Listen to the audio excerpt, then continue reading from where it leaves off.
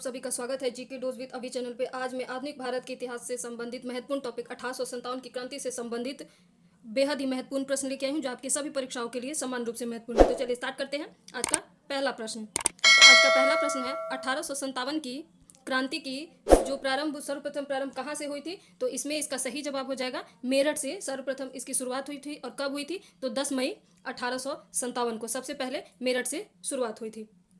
अगला सवाल है 1857 के विद्रोह से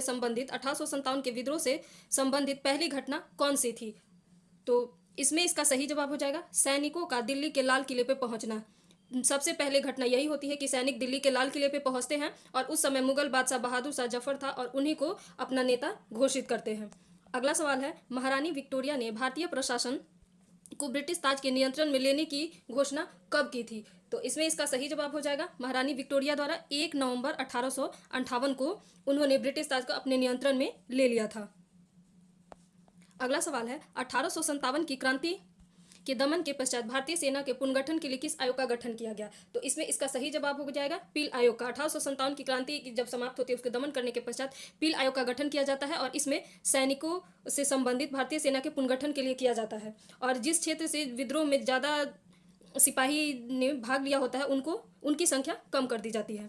अगला सवाल है 1857 की क्रांति के समय ब्रिटेन की महारानी कौन थी? तो इसमें इसका सही जवाब हो जाएगा उस समय जो महारानी थी रानी विक्टोरिया थी। अगला सवाल है 1857 की क्रांति के दौरान मुगल बादशाह कौन थे? तो इसमें इसका सही जवाब हो जाएगा बहादुर शाह द्वितीय, जिनको बहादुर शाह जफर कहते हैं। और वही सैनिक जब दिल्ली पहुंचते हैं तो उनको अपना नेता घोषित करते हैं। अगला सवाल है 1857 की क्रांति के समय भारत के गवर्नर जनरल कौन थे? तो इसमें इसका सही जवाब हो जाएगा उस समय जो गवर्नर जनरल थे लॉर्ड कैनिंग थे। दोस्तों ये किसी भी परीक्षा के लिए समान रूप से महत्वपूर्ण है, तो इसलिए आप वीडियो को आखिरी तक जरूर देखें। अगला सवाल है 1857 की क्रांति के समय ब्रिटेन के प्रधानमंत्री कौन थे? तो इसमें इसका सही जवाब हो जाएगा लॉर्ड पाल्मस्टन, उस समय जो ब्रिटेन के प्रधानमंत्री थे। और गवर्नर जनरल हमने देखा कैनिंग थे। ये जो सारे प्रश्न किसी न किसी परीक्षा में पूछे गए हैं, वही सारे प्रश्नों का संग्रह में लेके आई हूँ। अगला सवाल है 1857 की क्रांति का प्रतीक चिन्ह क्या था? तो ये बेहद ही महत्वपूर्ण प्रश्न है। ये है कमल और रोटी। जो प्रतीक चिन्ह था कमल और रोटी को क्रांतिकारियों ने अपना प्रतीक चिन्ह बनाया था। अगला सवाल है 1857 के विद्रोह के कारणों को भारतीय भाषा में लिखने वाला प्रथम भारतीय कौन था? मतलब जो 1857 का विद्रोह था उसको भारतीय भाषा में लिखने का कार्य किया था सर सैयद अहमद खान ने यह कार्य किया था। अगला सवाल है 1857 की क्रांति को प्रथम स्वतंत्रता संग्राम की संज्ञा किसने दी थी? तो इसमें इसका सही जवाब हो जाएगा वी डी सावरकर ने। दोस्तों 1857 की क्रांति से संबंधित बहुत सारे राइटरों के मतलब जो इतिहासकार थे उन्होंने अपने अपने कथन दिए हैं, जिसमें से जो प्रथम स्वतंत्रता संग्राम कहा था वी डी सावरकर ने। मैं यहाँ पे सभी के नाम नहीं बताऊंगी क्योंकि वो क्वेश्चन में मैंने डाला हुआ है। अगला सवाल है 1857 की क्रांति को हिंदू मुस्लिम षड्यंत्र की संज्ञा किसने दी थी? अब यहाँ बात आती है हिंदू मुस्लिम षड्यंत्र की संख्या। तो ये कहा था सर जेम्स आउटरम एम.डब्ल्यू. टेलर। ये अंग्रेजी इतिहासकार थे। इन्होंने इसको अंग्रेजों के विरुद्ध हिंदू मुसलमानों का षड्यंत्र कहा था इस क्रांति को।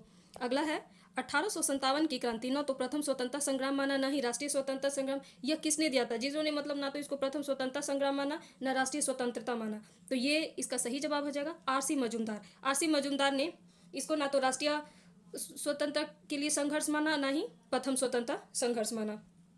अगला सवाल है 1857 को क्रांति के सैनिक विद्रोह की संज्ञा किसने दी थी? मतलब किस इतिहासकार ने इसको सैनिक विद्रोह की दी थी? तो सर जॉन सीले। दोस्तों इसका सही जवाब हो जाएगा जॉन लॉरेंस और अर्ल स्टैनली ने इसको सैनिक विद्रोह कहा था। तो इसका सही जवाब हो जाएगा ऑप्शन क।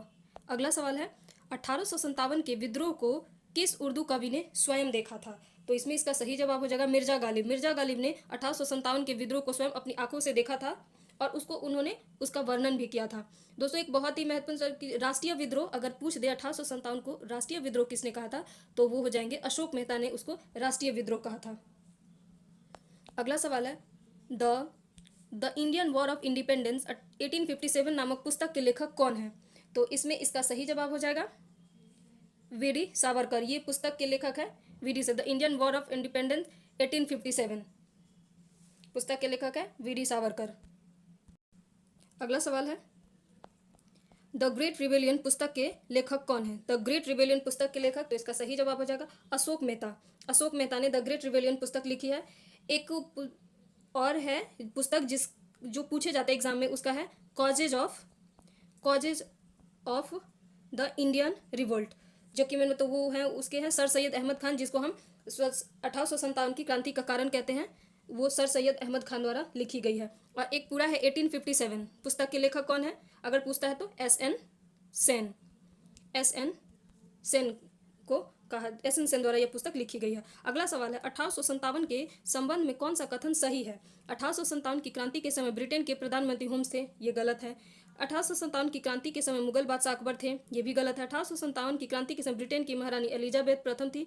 1857 की क्रांति के समय भारत के गवर्नर जनरल लॉर्ड कैनिंग थे। तो दोस्तों इसमें इसका सही जवाब हो जाएगा घ, क्योंकि उस समय कैनिंग थे, ये प्रधानमंत्री पाम थे, जो उस समय मुगल बादशाह थे बहादुर शाह जफर थे, और महारानी विक्टोरिया थी, ना कि एलिजाबेथ प्रथम। तो सही जवाब हो जाएगा घ। अगला सवाल है 1857 की क्रांति के तत्कालिक कारण क्या थे।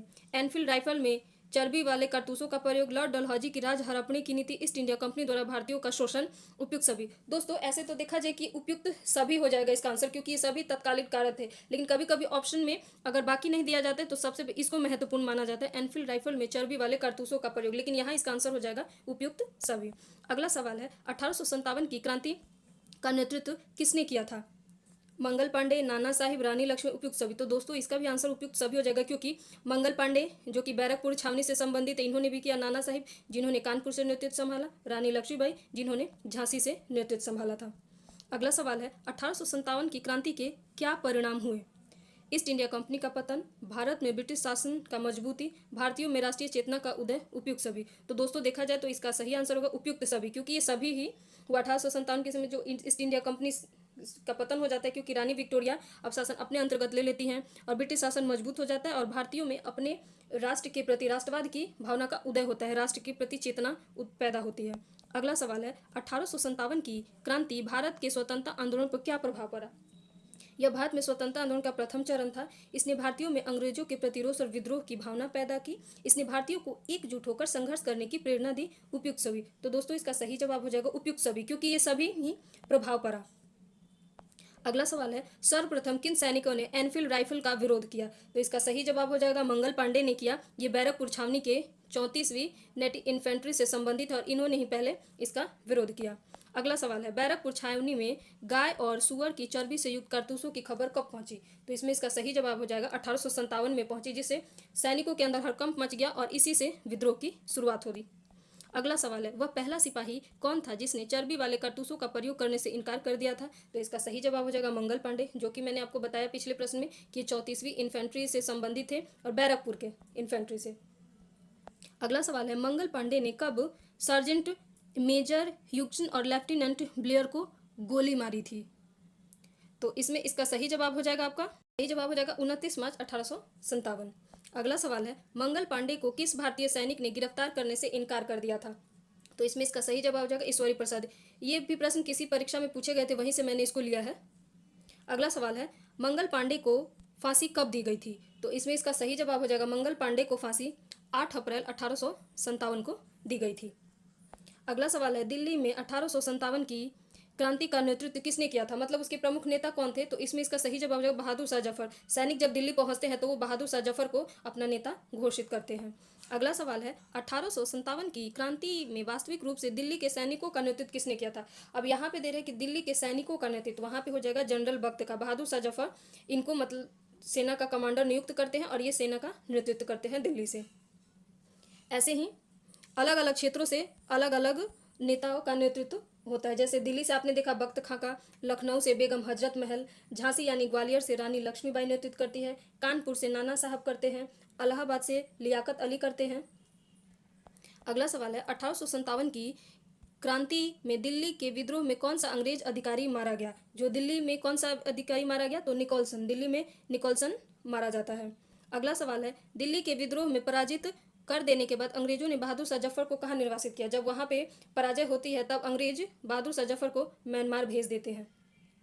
अगला सवाल है 1857 की क्रांति में लखनऊ का नेतृत्व लखनऊ में किसने किया था। तो बेगम हजरत महल ने लखनऊ में इसका नेतृत्व संभाला था। और लखनऊ में शुरुआत कब हुई थी इस विद्रोह की, तो 4 जून 1857 को इसकी शुरुआत हुई थी। और वहाँ पे जो विद्रोह के दमनकर्ता जो था वो कॉलिन कैंपवेल था, कॉलिन कैंपवेल।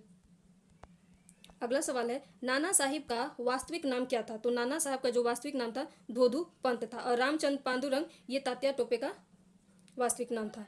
अगला सवाल है, 1857 की क्रांति में झांसी के विद्रोह का नेतृत्व किसने किया?